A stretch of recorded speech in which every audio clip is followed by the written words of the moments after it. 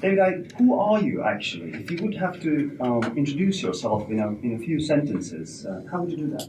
Well, first of all, welcome to this crystal cave. I'm sure this is a first for you as it's a first for me. It is. How would I describe myself? Well, years and years ago, I was what is called a mainstream journalist. And there were constraints, obviously, in what you could write, what you could say, the areas that you could go into. And there were things called editors saying, that can get in, that can get on air, that can't. I'm still a journalist, but I have no constraints. I don't have anyone telling me where I can go and where I can't go, what I can investigate and what I can't investigate. And thus, I am doing the job that if the mainstream media did the same without constraints, we would live in a very different world, because we would know things about what is happening politically in terms of finance and endless other things that we don't currently know. And it's kind of interesting and so appropriate that we're talking at this time when emails leaked by WikiLeaks have confirmed the themes of so much that I've been writing about over the years, not least the Clinton family that I've been exposing since the mid-1990s, and how what we call democracy is actually a farce. But when we talk about your predictions, you've made many predictions or prophecies, if you will, over the years. What has become true specifically? Well, first of all, very topically, I said in the 1990s that the plan was for a third world war. And this would pitch the West against China and Russia. At the time I said that, there was no evidence whatsoever that that was going to be the case. In fact, the evidence was the opposite of that. Things were quite calm. Now, when you look around you, if you do it with an open mind, you can see that pieces are blatantly being put into place to trigger such a conflict. You've got this massive build-up of NATO more and more. So we're already in the middle of not least in relation to Estonia. And you've got this blatant demonization of Russia. You know, I burnt the toast, it's the Russians. I'm late for school, it's the Russians. And, you know, when you see what has come out just through the Clinton emails and the emails of the Democratic Party, and you see, for instance, as I've been saying for so long, that ISIS and Al-Qaeda and other terrorist groups are actually funded and put into place to create an enemy by the West, not least Britain and America. And now we're having it confirmed through these emails that Hillary Clinton knew that Saudi Arabia and Qatar were... Well, there are many people who disagree with your conclusions of these emails. And? What are your conclusions then? Well, when she's saying that she knew that Qatar and Saudi Arabia were funding ISIS and terrorist groups, while she was taking multi-millions from the same Qatar and Saudi Arabia for her Clinton Foundation. Do you draw a straightforward conclusion that the ISIS and whatever these fundamentalists are actually, I don't know, established or actually run by the Americans? They are run by the Americans, and they're created by the Americans. And because of compartmentalization, only having people know what they need to know to make their contribution, the vast majority of people that are jihadists, they will not have a clue about that. You know, there was a television investigative reporter in France recently who went undercover with a terrorist group in Europe. When he came out and spoke on the television channel, he said what he was dealing with was not Islamic fundamentalists, but basically young people who were completely lost, completely manipulated, and he called them fast food jihadists who had no clue or connection to Islam in the sense of we're fighting for for God. The whole way it's been presented in this black and white way has created these apparent sides when actually the difference between the two is very much fuzzier. And then you've got Zbigniew Brzezinski, Jimmy Carter's former national security advisor, who spoke to a French news magazine some years ago now and admitted openly that during his tenure as national security advisor, they trained, armed, and funded the groups in Afghanistan that became known as the Mujahideen, because he said he wanted them to attack the Soviet satellite regime in Kabul, to entice Russia to invade Afghanistan, to protect that Kabul government, and give them, in his words, their Vietnam. That is precisely what happened, and 1 million Afghans died as a result. What happened to the Mujahideen? They morphed into the Taliban, they morphed into Al-Qaeda, they morphed into ISIS. You put the dots together, and there's another sequence that people need to realize. In the year 2000, there was a document published by an organization in America known in the mainstream media as the neoconservatives. They that were behind the Bush administration. And in September 2000, this organization, the Project of the New American Century, set out a plan of regime change in country after country in the Middle East, Libya, Syria, Iraq, etc. And they said in that document that this process of transformation, of regime change, would only be possible and only be done in any reasonable speed with another Pearl Harbor to focus the minds of the American people to say, yes, we've got to do this. And what happened a few months after that document was published, those same people came to power with George Bush in January 2001. And 9 months later, 1 year to the month since that document was published, we had what Bush called in America the Pearl Harbor of the 21st century, 9/11. As a result of that, that list of countries has been systematically picked off and is still happening in Syria. On the topic of your predictions, back in the 90s, you predicted that the world will come to an end by 1997 by tidal waves and earthquakes and whatever. Look, mate, hold on a second. Right. Now, 20 years later. There's a massive backstory to that, which of course you won't be interested in. If you take what I've been writing in my books since the 1990s and you look at what's happening in the world now, it's extraordinary how the two are the same.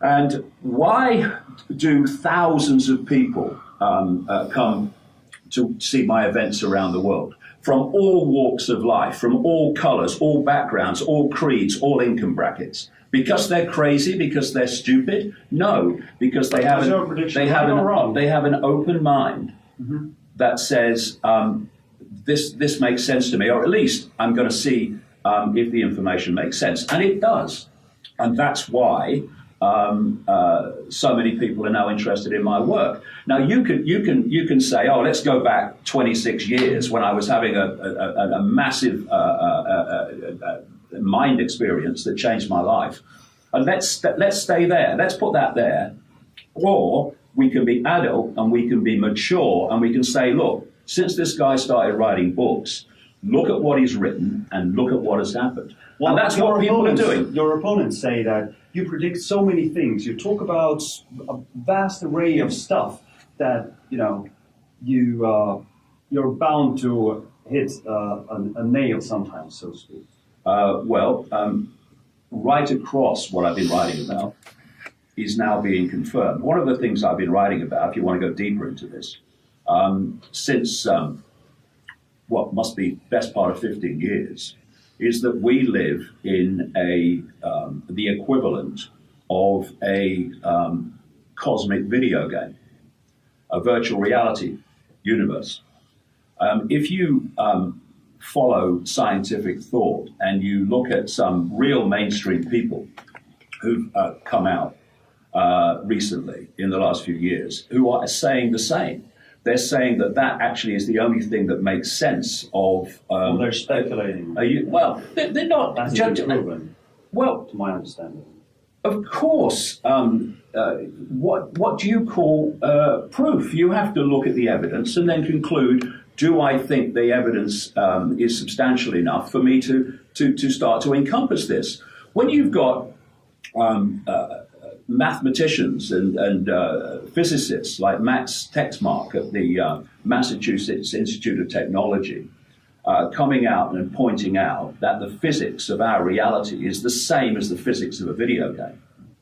When you have other mainstream scientists coming out and saying the same, this mad guy was saying this ages and ages ago. But this is not about, I said this and so look how great I am. This is actually just balancing out this response to me by the mainstream, which is this guy's crazy, therefore we're going to come from that perspective that he's crazy in the way we report it. If we take the picture a bit wider, if I understand your theories correctly, your view of things is that a large part of the global elite is actually shape-shifting reptiles who want to establish the new world order. Well, that's an incredibly simplistic way of putting it, but in the time. But if you want to boil it down, you can't boil down something that's simplistic. You have to expand upon it, right?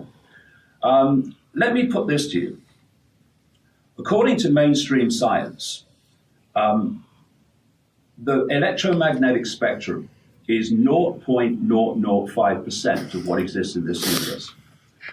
Visible light, which is the only frequency band that we can see, is a tiny fraction of the 0.005%. Humans are basically... Our perceptions are very, very limited. Right. Okay. But I have a hard time agreeing that Barack Obama or the royal family are reptiles. Okay. What research have you done on it? Well... I'll tell you. No, mate. Answer the question. How much research have you done on it? I've done 26 years of research in 60 countries. What have you done? Zero. So no wonder you have a hard time getting your head around it. Why? How would you get your head around something you haven't even researched? It's ridiculous. But classic mainstream. The other thing is that according to mainstream science and their projection of the size of the universe, planet Earth is the equivalent, by comparison, of 1/1,000,000th of a pinhead. So, let's put it at very least here, right? There is a vast, extraordinary amount more to know than we know. Thus, people keep their minds open. They actually look at the evidence and read the books. What is the evidence? Can you explain briefly? How did you come to the deduction that many dignitaries or prominent people are actually alien reptiles or half-breeds of reptiles? When you are hybrids, actually, when you are you are researching something and you have an open mind. When you travel to the best part of 60 countries over the last 26 years, you meet a lot of people in many different walks of life. And when you constantly keep coming across people in different countries who are telling you of their experience of seeing people in apparently a human form shift into a reptilian, always reptilian, but non-human form, and then back again. When you then talk to shaman and carriers of ancient knowledge around the world in the native peoples, and they tell you about their legends that say exactly the same. When you talk to insiders who will talk to people like me, because they won't be dismissed and called idiots, they'll be listened to, who actually give you the same story. When you talk to the very close friends of people like Princess Diana for 9 years, a lady called Christine Fitzgerald, who, by the way, told me about what Jimmy Savile was doing, this BBC paedophile, and how close he was to the British royal family. She told me also about this whole relationship of reptilian hybrid bloodlines to the British royal family. But have you actually personally seen one? No, and I don't have to. You're a journalist, right? Mm-hmm. Do you have to have experienced everything you write about? No, you talk to people, you look at the common themes, you look at how they're saying the same thing, even though they're from different countries and different backgrounds, and then you put the evidence before people, dot connected, and you say, make of it what you will. That's it. And people will look at it and they'll say, yeah, it makes sense to me. They'll look at it and they'll say, nah, it doesn't make sense to me. And either way, from my point of view, is fine. Because all I'm doing is putting information out there, and then people make of it what they will. By the time this interview will be aired, the US will have a new president, either Hillary Clinton or Donald Trump. Are they also, I don't know, alien? Trump, I don't know about, but I mean, look at the choice there. Look at the choice there. Really bad choices. Just take a deep breath and look at a system that with 320 million people that can throw up a choice for president with massive impacts on the world. We're not happy about our leaders either, but that doesn't mean that they're aliens. That actually throws up a choice between a catastrophe and a disaster. Now, what I don't know about Trump, but Hillary Clinton is someone who's come up again and again, going right back into the 1990s. And that's why her connection to this web, to this network, that's why someone, as we speak, we don't know how it's going to turn out yet, but as we speak, someone who is so blatantly corrupt and to an extraordinary level can still be on the verge of becoming president of the United States is extraordinary. Just to be clear, you're not talking allegorically. No, I'm not talking allegorically. Metaphor. No. You literally mean this is what you get from some people. Oh, he's using it symbolically. I'm not using it literally. And let me ask you this question. As I said earlier, we can see a tiny, tiny fraction of frequency, a slither of frequency we can actually see. Look at the different forms within the tiny sliver of frequency that we can see. Look at the animal kingdom. Look at the incredible number of forms.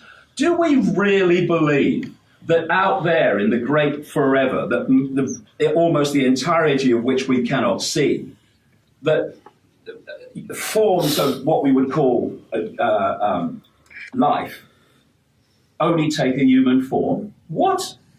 I mean, well, I'm not saying that, and my opponents are not saying that. But my opponents, what you call them opponents, I don't have opponents. Opponents need an enemy. I don't oppose them. So therefore, there's no opponent. They might think they are, but they're not. On top of the reptile theory, shall we say, pardon for me saying this, you claim that the reality that we perceive is actually holographic. Yeah, more and more scientists are saying that. And it's being beamed to us from the rings of Saturn and hollowed out moon, which actually is an alien or reptile portal or base. Soviet scientists were saying that in 1970 from the Soviet Academy of Sciences. You're not joking. No, I'm not joking. Reality, mate, look. Is this then, our shared hallucination? Me talking to you, is this real? It's, put it this way, 99, this is mainstream science or quantum physics, 99% of your body is empty space. Not that there is such a thing, but it has no solidity whatsoever. Your body's made up of atoms, that's what we're told, right? Have you ever seen the inside of an atom? If you take the nucleus of an atom to be the size of a 10-cent piece, then the atom, by comparison, is the size of a cathedral. It's empty space. How does that relate to my question? It relates to the fact that in terms of physicality, you can't exist because there's no physicality. When you look at a hologram, even the simple ones that we buy in the shops, they seem to be three-dimensional, and the best of them seem as solid as you and me. We're now having people doing duets on stages, one from this reality and one holographic. And you can hardly see the difference, if at all, with the best of them. So therefore, if you're asking me, do you exist? Or do I exist? Yes, we do, as consciousness. But do you exist as a physical body? I exist as a physical body. This room exists as a physicality. No. You know why? There is no physical. And you know who says that? Quantum physicists. Why is it that all these theories always take so long to explain? People tell me who support these theories, watch this, I don't know, 3 episodes, 9 hours in total program, and it all will become clear. You give lectures of no less than 10 hours. Mm-hmm. Why so long? Because if you're talking to me about the world that people perceive as real, then we can talk in sound bites and sentence here, sentence there, because there's no backstory that people have to know before what apparently sounds crazy makes logical sense, which is what happens over 10 hours and in the books. So it has to be explained, and the different dots. I mean, how can you talk about shape-shifting reptilians unless you go into the nature of the fact that there is no physical, it's holographic illusion? How can a solid physical body shapeshift into another solid physical body? They can't.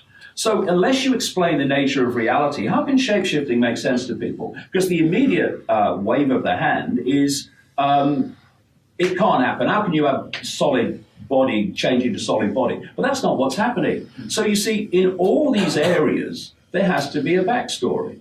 I know, let's talk about Saturn and the rings and what they are. Let's do it in 2 sentences, shall we? That makes sense to people.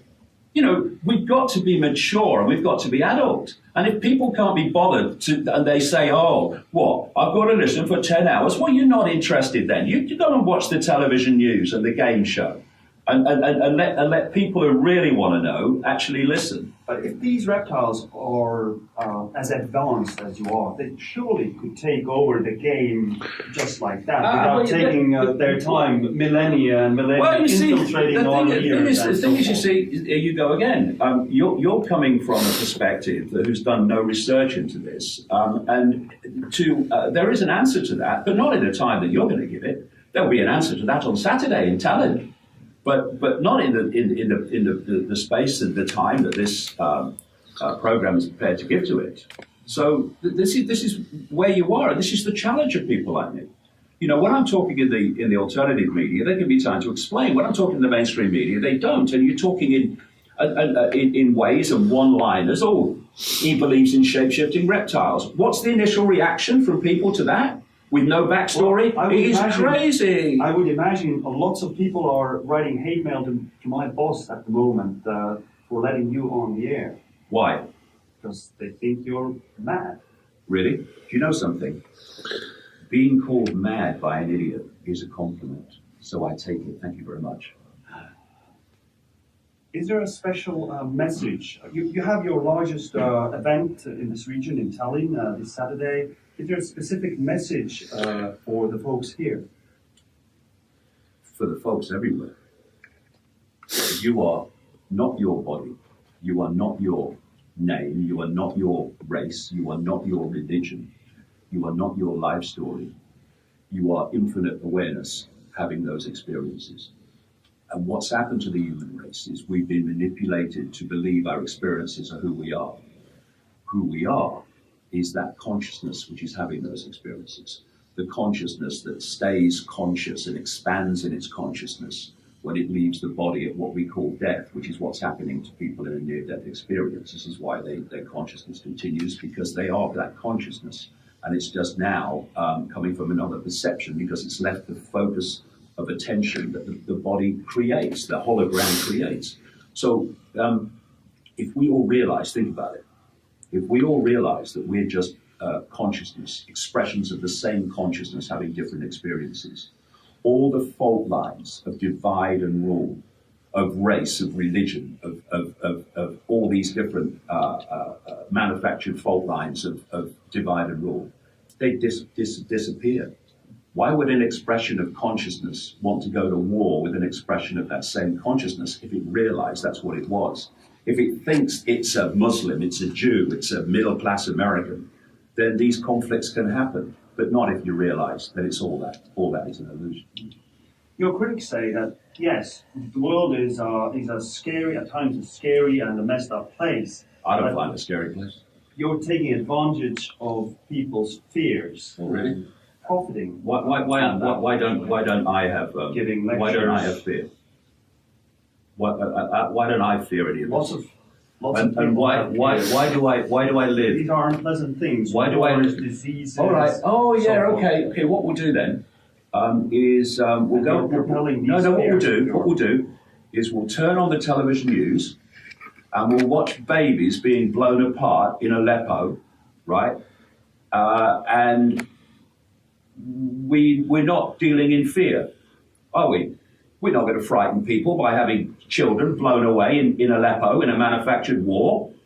We're not going to have people dying of hunger in a world of plenty on the television news, are we? That's not going to frighten people. And of course, the television news makes no money out of doing that, does it? So it doesn't profit on creating fear.